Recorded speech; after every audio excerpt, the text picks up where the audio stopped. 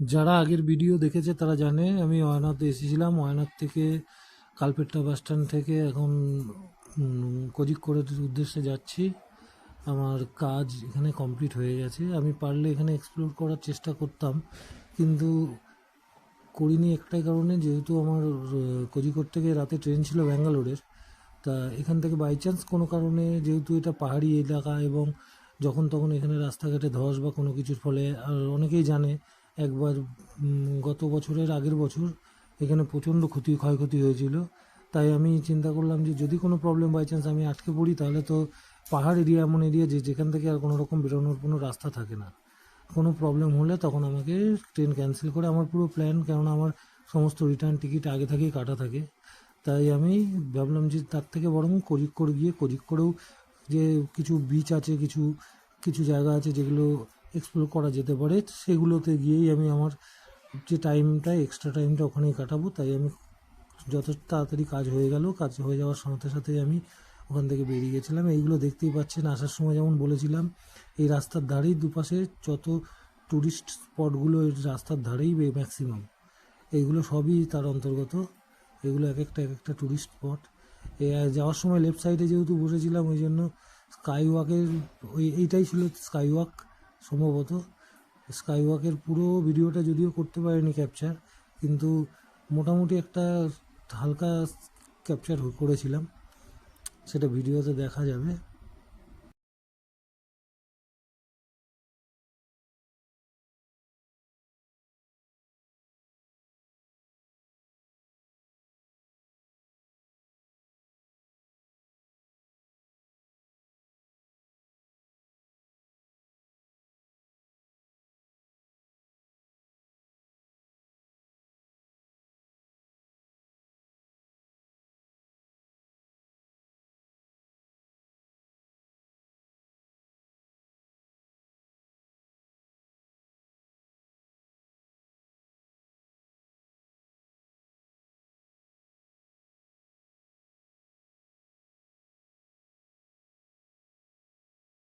Special কিছু নেই।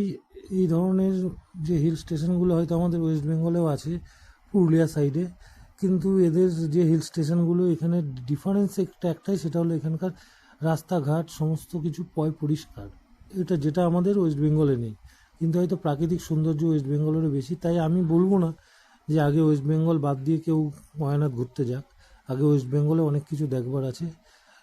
তারপরে ওয়েস্ট বেঙ্গল দেখা কমপ্লিট হয়ে গেলে তারপর আশেপাশে যে স্টেটগুলো আছে, যেমন উড়িষ্যায় আরও বেশি উঁচু, যেমন মুন্নারের সাথে তুলনা করা যেতে পারে। উড়িষ্যার কিছু কিছু স্পট আছে যেগুলো ওয়েস্ট বেঙ্গলের হাইস্ট পিকের যে ট্যুরিস্ট স্পটগুলো রয়েছে তার সাথে কম্পেয়ার করা যেতে পারে। তার এর সাথে সাথে ওয়েস্ট বেঙ্গলে যারা আছে তাদেরকেও বলবো যে আমাদেরও চেষ্টা করা উচিত, ইভেন আমিও, আমাদের এই ট্যুরিস্ট স্পটগুলোকে যতটা পারা যায় পরিষ্কার রাখার চেষ্টা করা উচিত, যাতে আমরা যেমন ওদের ট্যুরিস্ট স্পটগুলোকে সাউথ ইন্ডিয়ায় গিয়ে ভালো করে এক্সপ্লোর করি, উপলব্ধি করি এবং ভালো লাগে আমাদের পরিষ্কারের জন্য, তাদেরও যেন আমাদের এখানে এসে কোনো সময় যেন মনে না হয় যে আমাদের এখানে জায়গা নোংরা, তাদের তুলনায় অপরিষ্কার। সেই জন্য আমাদেরও সচেষ্ট হতে হবে যথাযথভাবে। কেননা আমি এটা ছাড়া সাউথ ইন্ডিয়ার সাথে আমাদের ওয়েস্ট বেঙ্গলের কোনো স্টেটেরই সেরকম কোনো ডিফারেন্স পাইনি। তা বরং আমি মনে করি যে আমাদের ওয়েস্ট বেঙ্গলে অনেক বেশি জিওগ্রাফিক্যাল কন্ডিশন অনেক বেশি, ট্যুরিস্টের দিক দিয়ে অনেক ভালো। কেননা যেহেতু আমাদের উত্তরে যেমন আমি পিক হিমালয় রেঞ্জ আমাদের ওয়েস্ট বেঙ্গলে রয়েছে, সেরকম দক্ষিণে আমরা সমুদ্রেরও অ্যাক্সেস আমাদের রয়েছে, যেটা অনেক স্টেটেরই নেই, বলতে গেলে কোনো স্টেটেরই নেই। যে একই স্টেটের মধ্যে একদিকে যেহেতু হিমালয় রেঞ্জ আর একদিকে সমুদ্র, এটা কোনো স্টেটেই আমার মনে হয় আর নেই। তা আমরা যদি একটু পরিষ্কার করি, কেননা ডিফারেন্স আমাদের স্টেটের সাথে ওদের স্টেটের একটা জায়গায়, সেটা ওরা যতটা পারে ওদের স্টেটটাকে পরিষ্কার রাখবার চেষ্টা করে। আর খরচের দিক দিয়ে যদি বলি, তাহলে খরচ খুব একটা বেশি ডিফারেন্স নেই। কেননা আমি ত্রিবান্ধামে যে ডবল ডেকারের বাসে চড়েছি 200 টাকা দিয়ে, কলকাতার বুকে এখন সেই ডবল ডেকারের বাসের ভাড়া হয়েছে 700 টাকা করে। শুধু ওরা তার সাথে একটা জলের বোতল আর একটু স্ন্যাক্স দেয়, এই হলো ডিফারেন্স। সুতরাং বলতে গেলে ওদের থেকে আমাদের এখানে এক্সপেন্স অনেক বেশি। গভর্নমেন্ট যে ফেসিলিটিগুলো, গভর্নমেন্টের যে সার্ভিসগুলো আছে, সেগুলোর তুলনামূলক এক্সপেন্স অনেক বেশি। কিন্তু হ্যাঁ, প্রাইভেট ভেহিকেলসের ক্ষেত্রে আমাদের এখানে যেহেতু আমরা লোকাল, হয়তো যেটা আমরা 2000 টাকা এখানে ভাড়া হয়ে যায়, সেই ডিস্টেন্সের সেই পাহাড় হোক বা সমতল হোক, সেই সেম কোয়ালিটি ওইদিকে যদি আমরা করতে যাই, যেহেতু আমরা বাইরে থেকে আসি পর্যটকদের, সেক্ষেত্রে একটু ওরা চার্জেসটা অনেক সময় অনেক ক্ষেত্রে ডবলও হয়ে যায়, যেটা এখানে 2,000 ওটা হয়তো ওখানে 4,000 হয়ে যায়, সেই এক্সপেন্সটাই বেশি। আর খাওয়া দাওয়ার দিক দিয়ে বলতে গেলে, খাওয়া দাওয়া যদি আমাদের সাউথ ইন্ডিয়ান খাওয়া আমরা ওখানে গিয়ে খাই, তাহলে খুব বেশি খরচ পড়ে না। কিন্তু যদি আমরা নর্থ ইন্ডিয়ান খাবার ওখানে গিয়ে খুঁজি, তখন ওরা বুঝে যায় যে এরা বাইরে থেকে এসেছে, এরা পর্যটক, এরা জানে এরা বারবার আসবে না, সেহেতু এদের কাছ থেকে একটু বেশি পয়সা নেওয়া যেতেই পারে, কেননা তারাও বিজনেস করতে বসেছে ট্যুরিস্টদের কাছ থেকে। তখন তারা একটু বেশি চার্জ করে। তবে কিছু কিছু ফিক্সড যেগুলো হোটেল আছে, যে সমস্ত জায়গায় রেট একদম ফিক্সড, সেই সমস্ত বড় বড় হোটেলে তো তাদের রেট চেঞ্জ করার জায়গা নেই, যদিও তারা রেট অনেকটাই বাড়িয়ে প্রথম থেকেই রেখে দেয়। সেহেতু তো ওরা সেই হিসাব করেই ধরে রেখে দেয় যে এই খাবারগুলো সাধারণত সাউথ ইন্ডিয়ানরা খাবে না, এরা নর্থ ইন্ডিয়ানরাই খাবে, ওই জন্য ওদের সেই রেটটাকে সেই হিসাব করেই ফিক্সড করে।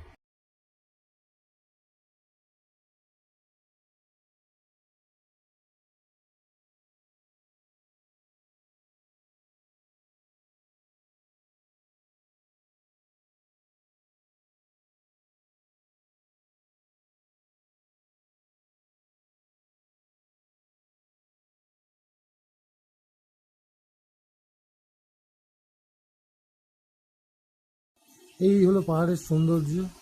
কিন্তু এই সৌন্দর্য অ্যাকচুয়ালি আমি উত্তরাখণ্ডে গেছি, উত্তরাখণ্ডে এর থেকে অনেক বেশি পাহাড়, অনেক উঁচু পাহাড়, অনেক অল্টিটিউড বেশি, সেই হিসাব করে আলাদা কিছু নেই। কিন্তু একটাই ডিফারেন্স, ওখানকার যে সিস্টেম, ওখানকার যে প্রাকৃতিক পরিবেশ হয়তো অনেক বেশি বেটার, কিন্তু হিউম্যান, মানুষের যে বিহেভিয়ার, সেটা ট্রাফিংয়ের ক্ষেত্রে হোক বা আচার আচরণ, মানুষের প্রতি যে হেল্পফুল হওয়াটা সাউথ ইন্ডিয়ায় পাওয়া যায়, সেটা ওখানে পাওয়া যায় না। ইভেন এমনকি রাত বেরাত যে ওখানে, হয়তো উত্তরাখণ্ডে সেই প্রবলেমটা নেই, কিন্তু আমাদের এখানে ইউপি, বিহার বা বাংলায় যেটা একটা রাত্রে একটা যাতায়াত করা নিশ্চিন্ত সবার জন্য হয় না, সেটা ওখানে সেটা কিন্তু তা না। ওখানে সবাই নিশ্চিন্তভাবে রাত যত রাতই হোক না কেন যাতায়াত করতে পারে। এই আমি চলে এসেছি কোজিকোড়। কোজিকোড় এসে আমি, কোজিকোড় যেহেতু আমি বলেছিলাম যে কোজিকোড়টাকে ভেবেছিলাম যে যে টাইমটা আছে এক্সপ্লোর করব, এই কোজিকোড় একটা বিচ, ওই দূরে দেখা যাচ্ছে কালিকট, সেই বন্দর, যে বন্দর দিয়ে ভাস্কো দা গামা এসেছিলেন, পরে আমি ভিডিওতে সেটা তুলে ধরছি। এটা ছিল কোজিকোড় বিচ। এখানে প্রচণ্ড কাজ হচ্ছিল অনেক, এখানে রোদের তেজও ছিল প্রচুর, যেরকম আয়নাদের ঠান্ডার ওয়েদার ছিল, এখানে প্রচণ্ড গরম ছিল।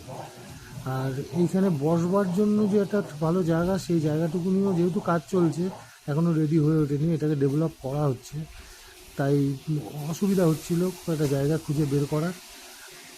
এগুলো সব ইলেকট্রিক্যাল যে ট্রান্সমিটারের বক্স যে হয়, ইলেকট্রিকের সমস্ত কিছু এখানে আরেকটা কাজ হচ্ছে, এটা দেখলে বুঝতে পারবেন। এখানে সম্ভবত সব মেন যে মিটার বক্সগুলো, সমস্ত ইলেকট্রিক্যাল ফাংশানগুলো এর ভেতরেই সেট করছিল। এই টোটালটাই কাজ হচ্ছে, টোটালটাই। আর এরকম বহু দেখতে পেয়েছি আমি, প্রায় 7-8টা তো আমি দেখতে পেয়েছি। আর সবথেকে অদ্ভুত ছিল এই দূরে যে দোকানগুলো, এখানকার প্যাটার্নগুলো খুব সুন্দর লেগেছে আমার। এগুলো মুভেবল, মুভ করা যায়, এই যে এই দোকানগুলো, এগুলো সব এক একটা স্টল সন্ধ্যের টাইমে ওপেন হয়। যদিও এগুলোও নতুন, মনে হচ্ছে যে এটাকে আস্তে আস্তে ডেভেলপ পুরোপুরিভাবে করার চেষ্টা চলছে, যতটা ডেভেলপ করা যায়। এই এই সাইডটা টোটালটাই শপ, আর এইদিকে বাচ্চাদের খেলার জন্য একটু পার্ক টাইপের করা ছিল। বিচ টোটালটাই, কোজিকোড়ের এই সাইডে টোটালটা অনেকটা সি বিচ অ্যাক্সেস করে রয়েছিল ট্যুরিস্টদের জন্য।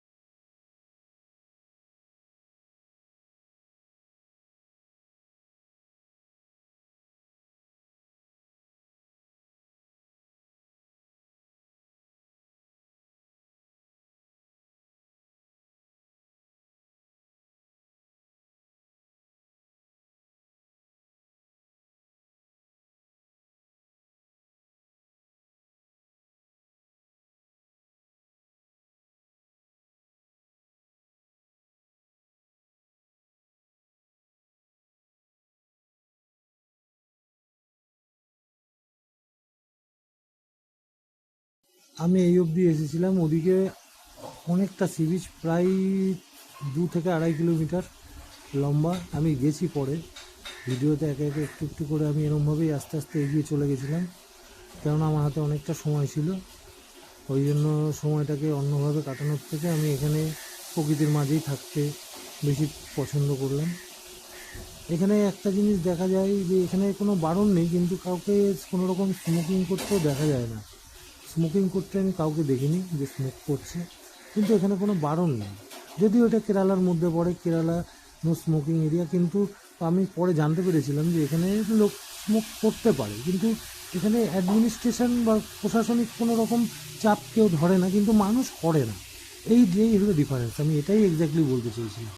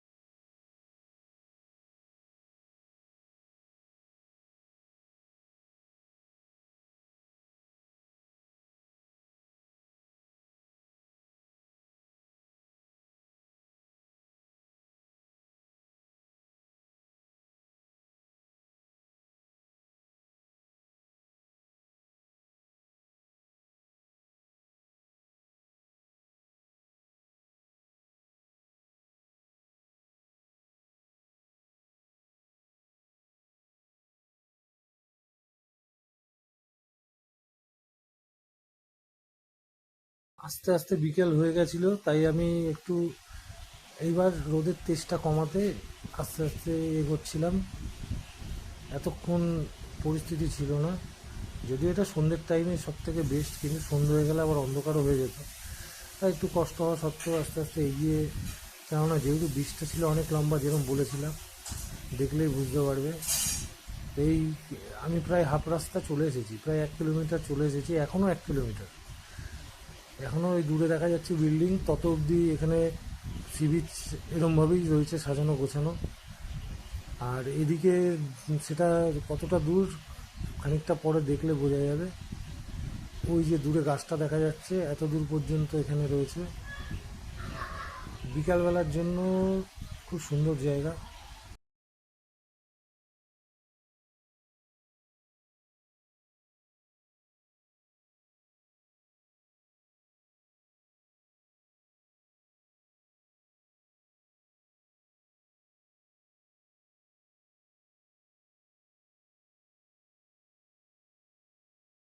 এখানে সম্ভবত কোনো জেলে বা হয়তো তার জালের দোকান আছে, সে তাদের জাল নিয়ে তারা কাজ করছিল। আর ওটা কোনো একটা এয়ারফোর্স, সম্ভবত কোনো এয়ারফোর্স ইনস্টিটিউট, যেখানে এয়ারফোর্সের অ্যাডমিশন নিয়েছিল এরা স্টুডেন্ট, এয়ারফোর্স ট্রেনিংয়ে আছে, তাদের ড্রেস দেখে মনে হলো।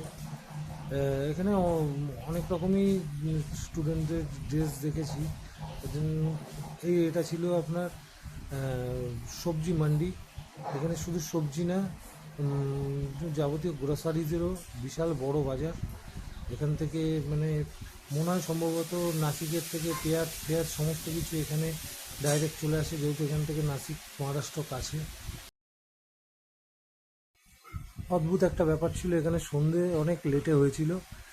এখন অলরেডি 6টা, সাড়ে 6টা বেজে গেছিলো, 6:45 বাজে, কিন্তু কোনো রকম অন্ধকার আসেনি। যখন নাকি আমাদের ওয়েস্ট বেঙ্গলে অন্ধকার, আমি বাড়িতে ফোন করে শুনলাম অলরেডি অন্ধকার হয়ে গেছে। এই দেখুন আপনি, যথেষ্ট আলো রয়েছে এখনও, কিন্তু এখন 6:30টার উপরে, 6:45 প্রায় বেজে গেছে। আমি এবার আস্তে আস্তে স্টেশনের দিকে আসছিলাম। প্রথমেই ভিডিওতে বলেছিলাম যখন নেমেছিলাম যে স্টেশনের ওদিক দিয়ে আমি বেরিয়েছিলাম, আর এপার দিয়েও বেরোনো যায়। আমি বেরিয়েছিলাম ওপার দিয়ে, এপার দিয়ে ঢুকছি। এই স্টেশনের সামনেই আমাদের ইন্ডিয়ার ফ্ল্যাগ, দেখতে খুব ভালো লাগে। এই হলো এন্ট্রি, স্টেশনে ঢোকার রাস্তা। খুব সুন্দর একটা ঠাকুরের মন্দির করে রেখেছে স্টেশনের ভেতরেই।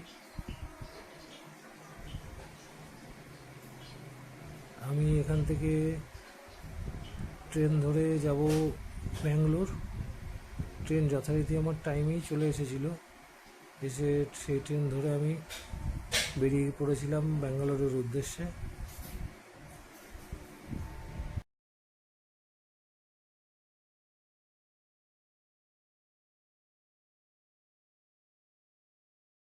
বাই রোড অ্যাকচুয়ালি ওয়ায়নাড থেকে ব্যাঙ্গালোর যাওয়াটা সব থেকে লাভজনক, কেননা বাই রোড ওয়ায়নাড থেকে ব্যাঙ্গালোর খুব কাছে, কিন্তু ট্রেনে যেতে হলে আবার উল্টো আমাকে কোজিকোড আসতে হয়েছে। কোজিকোড থেকে ট্রেনে করে অ্যাকচুয়ালি কোয়েম্বাটুর হয়ে ঘোড়াপথ অনেকটা যেতে হয়েছে। তবে আমি এটা ইচ্ছা করেই করেছিলাম, যেহেতু আমার মাঝরাতে কোনো জায়গায় থেকে যাত্রা শুরু করারও কোনো ইচ্ছা ছিল না, বা কোনো জায়গায় গিয়ে শেষ করারও কোনো ইচ্ছা ছিল না। যদিও রাতে কোনো প্রবলেম হয় না, কিন্তু আমি রাতটাকে ট্রেনেই কাটাতে চেয়েছিলাম, তাই জন্য আমি ট্রেনে করেই এসেছিলাম।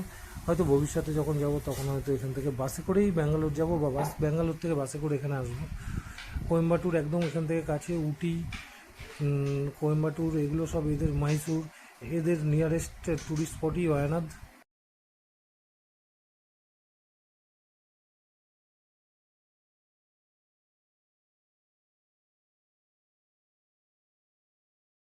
এই কোজিকোড থেকেই যদি আমি যেদিকে যাচ্ছি তার উল্টো দিকে গেলে বেশ কিছুটা যাওয়ার পরে ব্যাঙ্গালোর থেকে আরও এগিয়ে গেলে অ্যাকচুয়ালি গোয়া খুব একটা এখান থেকে দূরে নয়। গোয়া যেতে এখান থেকে 10-12 ঘন্টা টাইম লাগে। হয়তো কোনো দিন এখান থেকে যদি সম্ভব হয় তাহলে গোয়াও চলে যাব।